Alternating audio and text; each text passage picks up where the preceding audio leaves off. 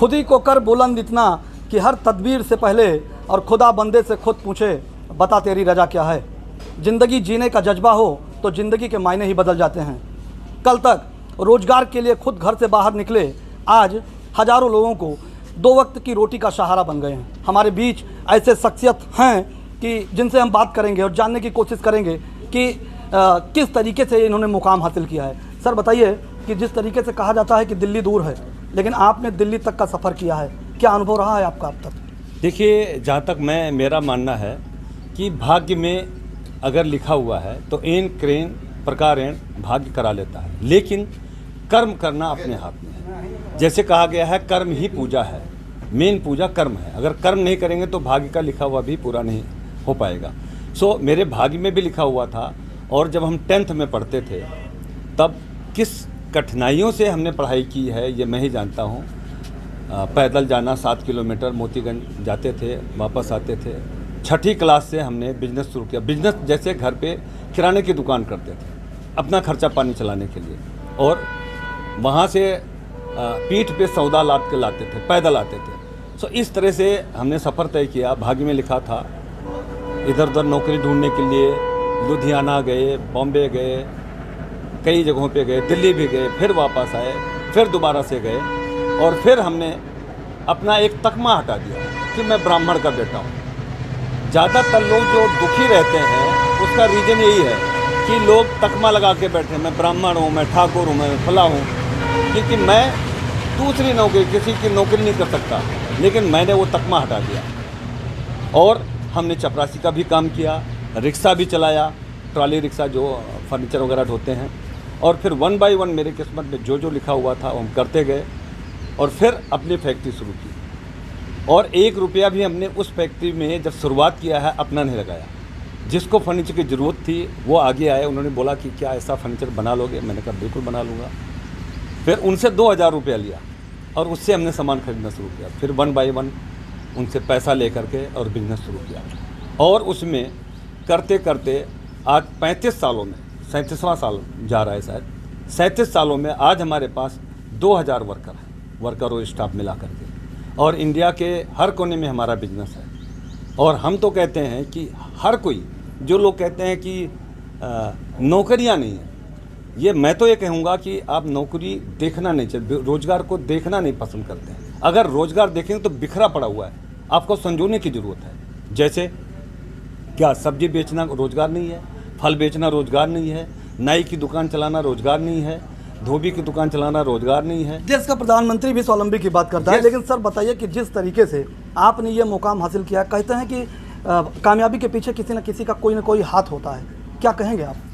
मेरे कामयाबी के पीछे मेरी जो समस्याएं जो जीवन में आता रहा, उसको झेलते हुए हम आगे बढ़ते गए और रास्ता दिखता गया। और मैं तो अपने कामयाबी के पीछे मैं भाग्य को कहूँगा और कर्म को। कर्म ही पूजा है, मैं बार बार ये कहता हूँ।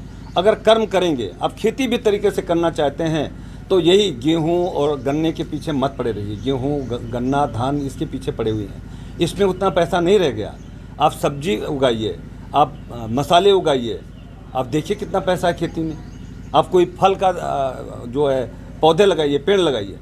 अभी हमने अपने गांव वालों के लिए जितनी मेरी ज़मीनें थी, हमने उसमें आम के पेड़ लगाए, बरगद, गोलर, पाकड़, पक्षियों को लिए।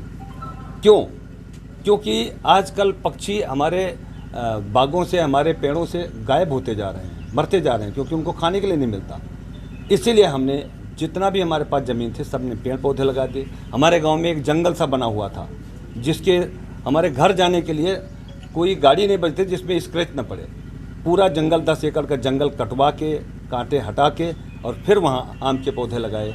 लोग, हमारे गांव वाले बहुत खुश हैं कि ये काम हम लोग नहीं कर सकते थे, उनका कहना था। मैंने कहा नहीं, हमें ईश्वर ने अगर इस लायक बनाया तो हम आपके साथ हैं, और हम इसी भूमि से पैदा हुए हैं। तो क्या मेरा फर्ज नहीं बनता है कि हम इस भूमि का कर्ज अदा करें? एक तो वो भावना है कि हमें अपनी भूमि का कर्ज भी अदा करना है, और आने वाले टाइम पे, अभी तो जैसे आपने देखा कि जो स्कूल बनाया, नाथ सेवा ट्रस्ट यहाँ बनाया है, उसमें अभी व्यायामशाला उसी पे हम बात करना चाहते हैं, क्योंकि गांव की जनता, जो हमारी लोगों से बात हुई, आपको गरीबों का मसीहा कहा जाता है। जी, ऐसा है, जो अच्छा कार्य करेगा उसको पुरस्कार तो समाज देगा, मसीहा कहें या किसी भी नाम से पुकारें। और अच्छा लगता है। अगर आप अच्छा करते हैं, लोग अच्छा बोलते हैं तो अच्छा लगता है। हमने ये सोचा हुआ है कि ये व्यायामशाला क्यों चला रहे हैं, कोई और चीज़ क्यों नहीं। व्यायामशाला इसलिए कि देखिए जिस तरह से अभी इसमें द कश्मीर फाइल में जो दिखाया गया है, क्या दिखाया गया है, जैसे थोड़े लोग माइनॉरिटी में हुए उनको एकदम से खदेड़ दिया गया।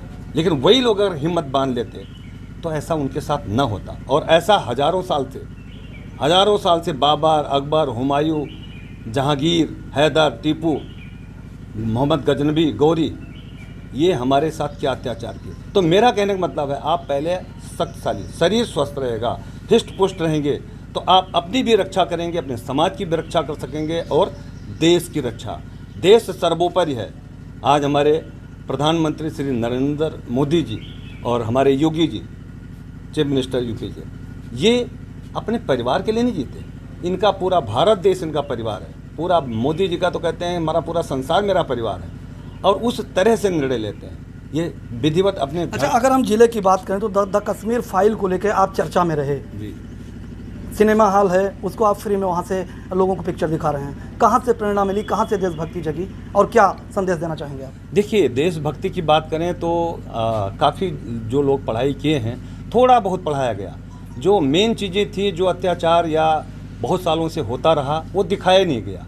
हमारे भगवान परशुराम के बारे में, शिवाजी, महाराणा प्रताप, चंद्रशेखर आज़ाद, सुभाष चंद्र बोस के बारे में विधिवत कहाँ पढ़ाया गया।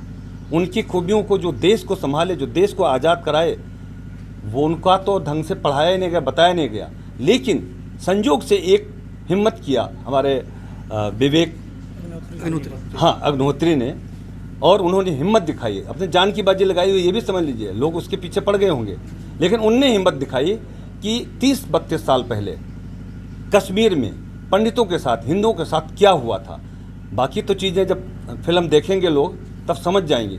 अब जो हुआ था वो उसकी पुनरावृत्ति ना हो, इसके लिए अपने देश को मजबूत करना, अपने समाज को मजबूत करना। और ये जो हिंदुओं को कुछ राजनेताओं ने, मैं उनसे उनका नाम लेने की ज़रूरत नहीं है, लेकिन कुछ ऐसे लोग हैं जिन्होंने यादव, कुर्मी, हरिजन, ठाकुर, ब्राह्मण अलग अलग कर दीजिए। ये नहीं होना चाहिए।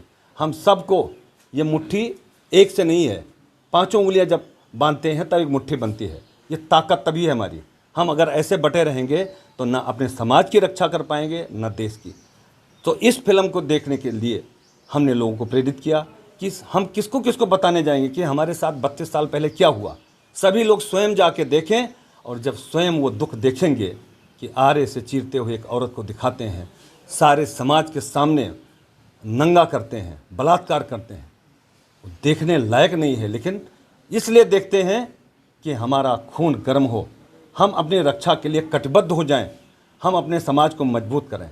इसीलिए हम सबको फिल्म सर, आपने समाज के तमाम ऐसे वर्ग हैं जिनके लिए बहुत मदद की है उनकी, चाहे वो आर्थिक हो या हर किसी तरीके की आपने मदद की है। लेकिन कई ऐसे लोग हैं समाज में, बहुत ऐसे लोग हैं कि जो अभी सिनेमा हॉल में नहीं जा सकते हैं, वो इस पिक्चर को नहीं देख सकते हैं, उनके लिए क्या कहेंगे आप? आपने सही कहा है।